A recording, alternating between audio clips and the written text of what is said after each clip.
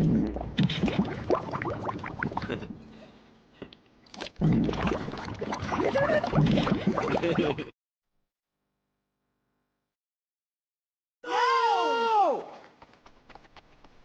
we there yet?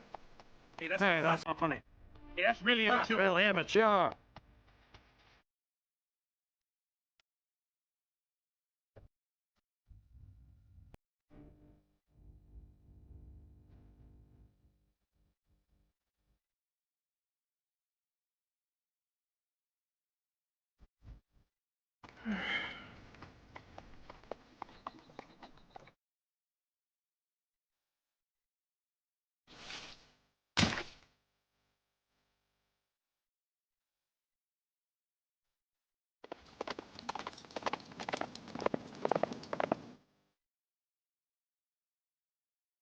Some taco thing. What do you want? No, really, I'm fine.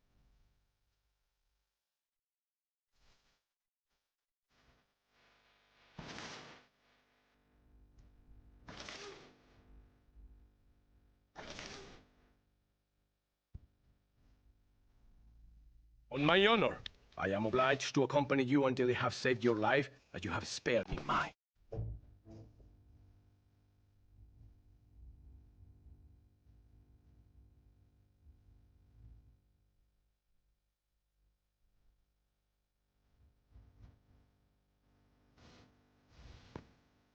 For you, baby, I could be.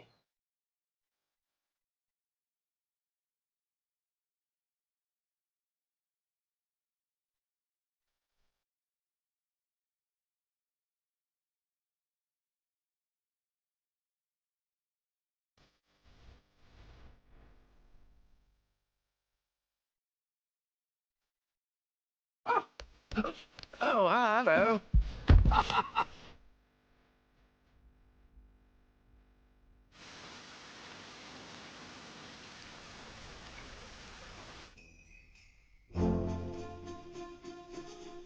Good morning, sleepyhead. Ah! Good morning. Good morning. We love your kitty. Oh, my head. Here, I fetched you a pail of water. Oh, thanks. Ah!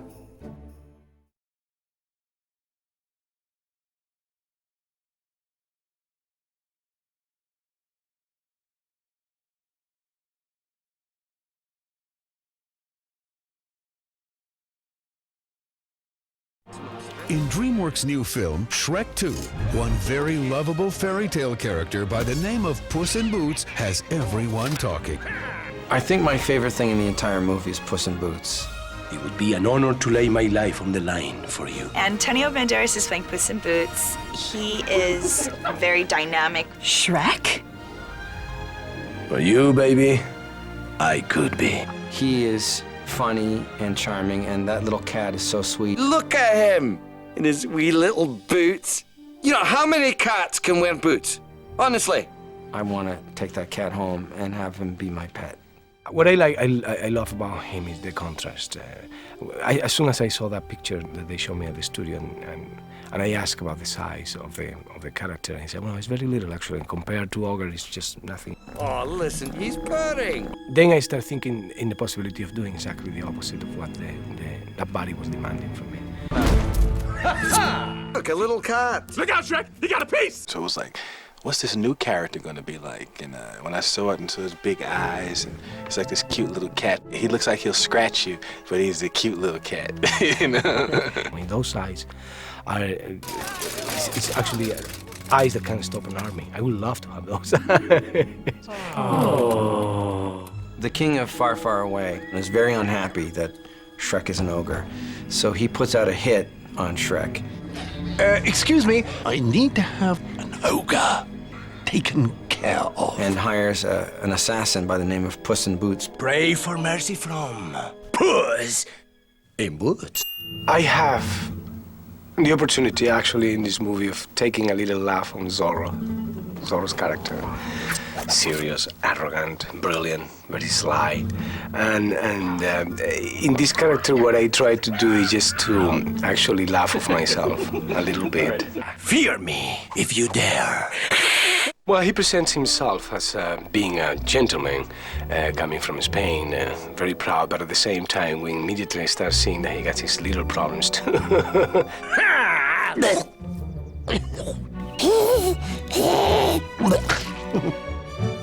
That is nasty. And immediately, he establishes a much more hate than love relationship with Donkey.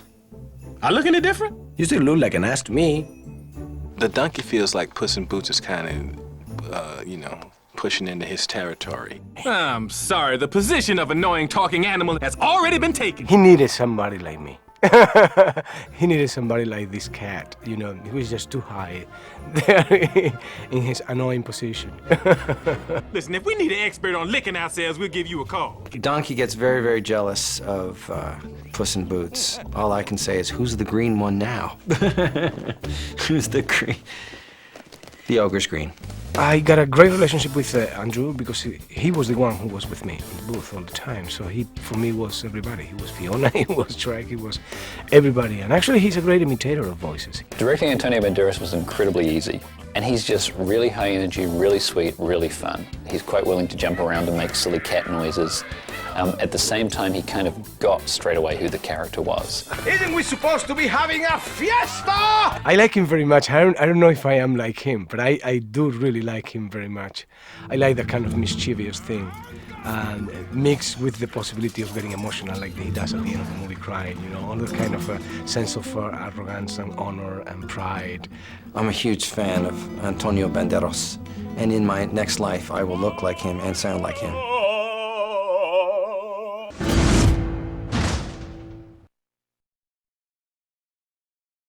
Well, the difficult thing this time is it's not just our movie anymore. It's owned by the entire audience. And because thankfully the first movie was very successful, there's a very high level of expectation.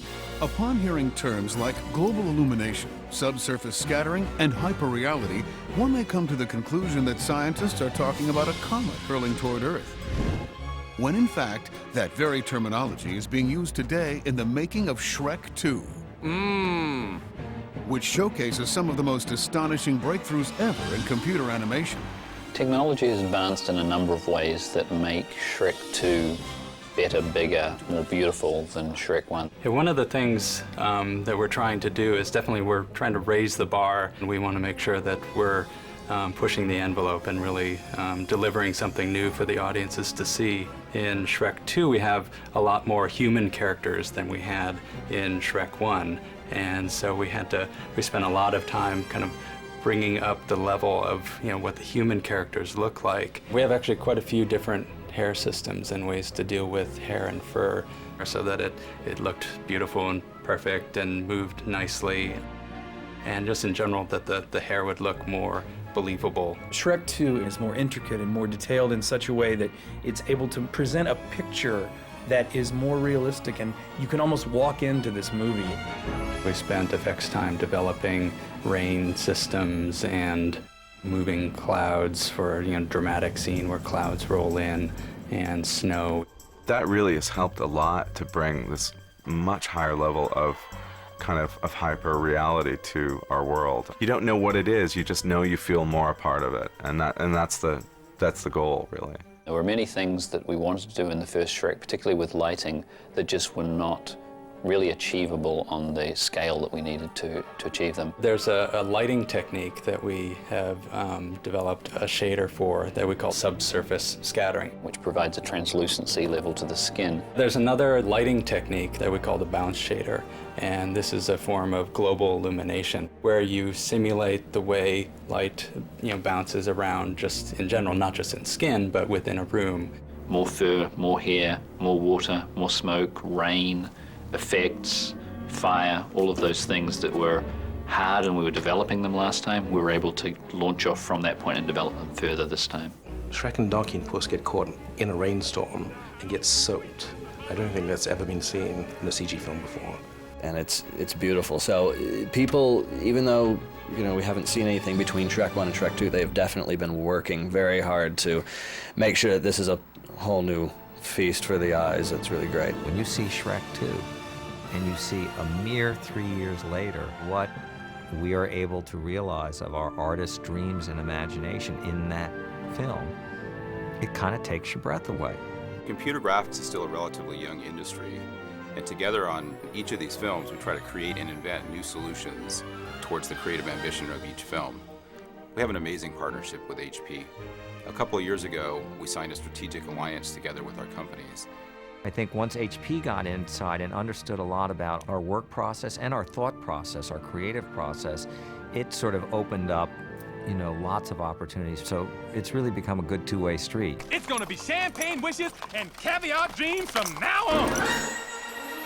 Designing the incredibly stylized look and feel of Shrek 2 requires the imagination and expertise of many talented people, as everything in an animated film must be created from scratch. To get the look of the movie going, we work in imagining what the movie will look like by painting, sketching, drawing. Wow! Character designer Tom Hester plays a key role in defining the look, utilizing research, a fertile imagination, and clay to craft the film's amazingly rich characters. With a sculpture, we can kind of talk about 360 degrees of angle there and really figure out how this character is going to look. We'll do several versions. We've got like 11 versions of the King character, for instance. Let's try him heavy, let's try him skinny, let's try him with a kind of, greasy look to him, and, let's try all these things. But we really have to identify the character first. At that point, we'll transfer all these sculptures, send them up to PDI so that can be digitized into the computer. Oh, well, let's explore that, shall we? Shrek 2 really, we always joke, is really like a fashion show. In designing character clothing that moves, wrinkles, and reacts to light like real cloth, costume designer Isis Musenden worked closely with animators in bringing a remarkable selection of wardrobe to fruition. We design everything on an animated film: the fabric, the trims, the clothing, the jewelry, the shoes. Well, they're both festive, aren't they? I think the crowds are gonna look amazing. We created fabrics that could be used 100 times over, punching in different colors. We found every way we could to multiply and to make it more interesting visually than just the few costumes we had before. Once all the sets are built, the characters cast, and the costumes created, it's the job of the production designer and art director to oversee every little detail. We have to design everything: twigs, rocks, boulders, moss on the rocks, how it grows on the rocks, forest debris. So we had different levels of things. So forest debris would be anything from pine needles to oak leaves to bark to stones. We strategically placed those in the shots to give it a more natural feel. It's fairly challenging, but I think it works. It gives Shrek a uniqueness, and that's probably what part of its appeal is too. Shrek 2 is just as amazing as Shrek 1 in terms of being state-of-the-art, cutting-edge technology of animation. So it's just even more of a spectacle than Shrek 1 was.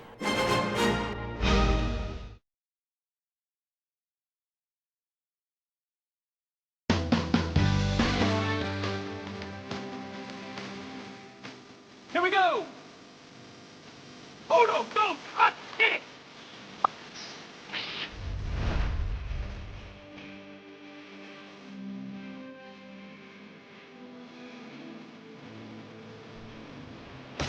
Like the original Shrek, the soundtrack for Shrek 2 features an eclectic blend of vibrant songs and phenomenal musicians. You can't really second guess what an audience wants. You just kind of have to go with your instincts. We wanted to have musicians and music that was very much our own taste.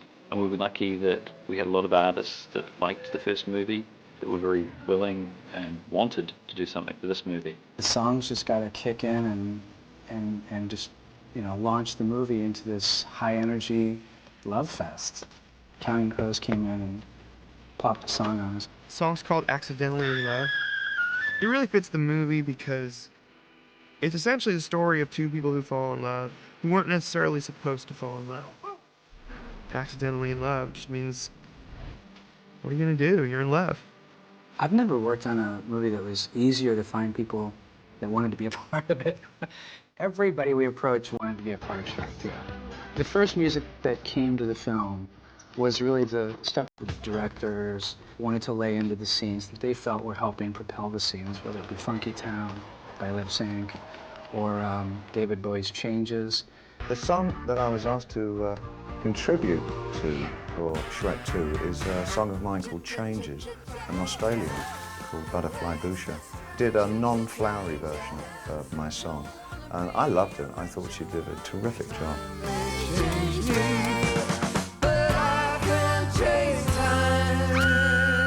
I've arranged and had to do a lot of writing around the Bonnie Tyler song. Jennifer Saunders is singing the vocal, and she's really terrific. Late at night, I toss and I turn and I dream of what I need. Hit it! I need a hero. I'm holding out for a hero till the end of the night. He's gotta be strong and he's gotta be fast and he's gotta be fresh from the fight. We had Tom Waits come in to write a song for when the king goes into the poisoned apple. I like my town with a little drop of poison.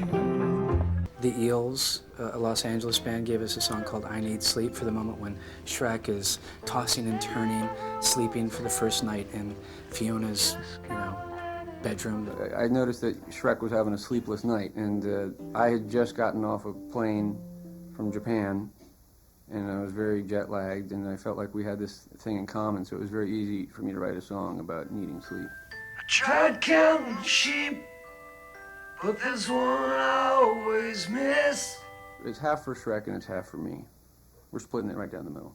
The Pete Yorn cover of the Buzzcocks classic Ever Fallen in Love is another example where we had the original Buzzcocks song in there, and we thought that's a good one to cover.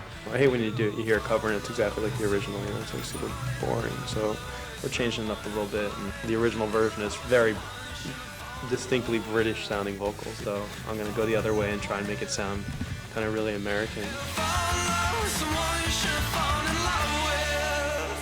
The Shrek movies are quite special in a way that there are quite a few songs in the movie, and the score has to operate on various different levels, which is fun. Often one's coming out of an eel song into a very romantic scene, perhaps between Shrek and Fiona, or a funny scene with Eddie Murphy and the donkey. So it's the score is really the glue that is used to keep the story together.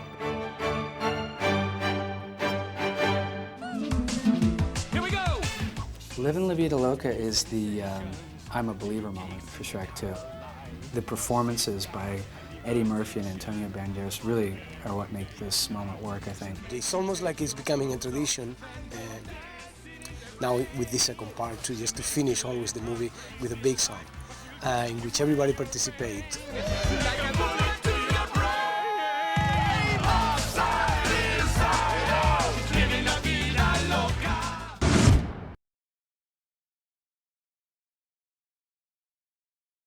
Shrek Fiona! Donkey!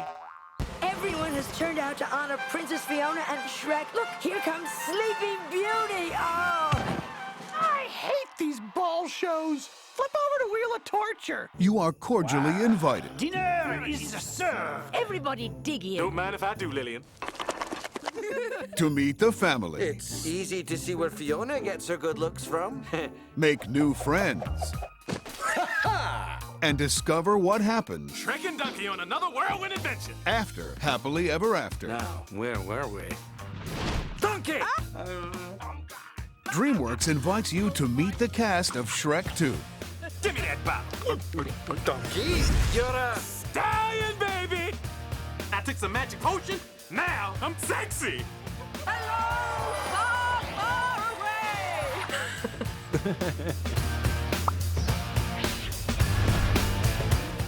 They've decided to do it animated again, which I thought was smart. It's so good to be home. Mike brings to Shrek, basically. I mean, I can't separate the two. Mike is Shrek. The kingdom of far, far away, Donkey. That's where we're going. Far, far away. Mike and I are comedians, and for some reason, when comedians get these animated things, if it's good, funny characters that we could stretch out in, it turns into something special. Getting to participate in the second one, it's such a thrill. It's so gratifying. Shrek? Shrek! Shrek! Shrek! The first time around, it was kind of, I'd never had the experience of doing a voice for an animated film, so I didn't really know the process or know what to expect, so I was learning about her as I went. So this time, coming in, I know her better, and I get to play with her a little bit more, and it's not such a surprise. We're always happy to see you, Donkey. Her sweetness is unfiltered. It comes out. She's a very lovely person, and I think audiences respond to her because there's no filters. Oh, come on. They'll love you. I do. We all have our own little thing about us. We have our own little comic essence, you know, and that you can do that, you know, anywhere. Oh, you got a puppet? All I got in my room was shampoo. I don't believe you can enter the Shrek world without Donkey in there. He's really the Shakespearean fool of the whole world. Wow, it's gonna be champagne wishes and caviar dreams from now on. Donkey is, he's just a really positive character. He's always, you know, looking at the bright side of everything and trying to work it out. Ain't no stopping us now. Happy-go-lucky Donkey. Shrek, Fiona, and Donkey cross paths with an extremely gifted cast of characters while on their adventure meeting the in-laws. It's one thing to be married, but now he has to meet the parents. You are hereby summoned to the kingdom of far, far away for a royal ball. Royal ball? Can I come? And her parents have asked her to come, let them celebrate her marriage with Shrek. This is it. This is it. This is it. This is it. When they first see Shrek come out of the carriage, they're just appalled. Who on earth are they? I think the Queen, who's played by Julie Andrews, is kind of accepting of the fact that Shrek is an ogre. But I don't think the King of Far, Far Away, played by John Cleese, I don't think he's nearly as accepting. I think it's a bit of a surprise. Bit of a shock. I mean, Mum tries to be terribly nice about it, but Dad's, you're just straight out front about it. I'm just gobsmacked. I think, Harold, you're taking this a little too personally. This is Fiona's choice. Yes, but she was supposed to choose the prince we picked out for her. Don't you remember when we were young and we were down by the pond and all the lilies were out? And... It's not the same. I don't think you realize that our daughter has married a monster. Oh, stop being such a drama king. I hope I'm not interrupting, but I'm told you're the one to talk to about an ogre problem. You have engaged my valuable services, Your Majesty. Just tell me where I can find this ogre. Antonio Banderas is playing Puss in Boots. He's an assassin. He's sent there to kill Shrek. Now, ye ogre, pray for mercy from Puss in Boots. Puss in Boots, El Gato con Botas in Spanish, is a character that I know since I am probably 3. But I never knew that I was going to play him someday in my life. Already our minds are becoming one. I feel very proud to be part of this team and be part of this project. It's beautiful. Stop, ogre! I have misjudged you.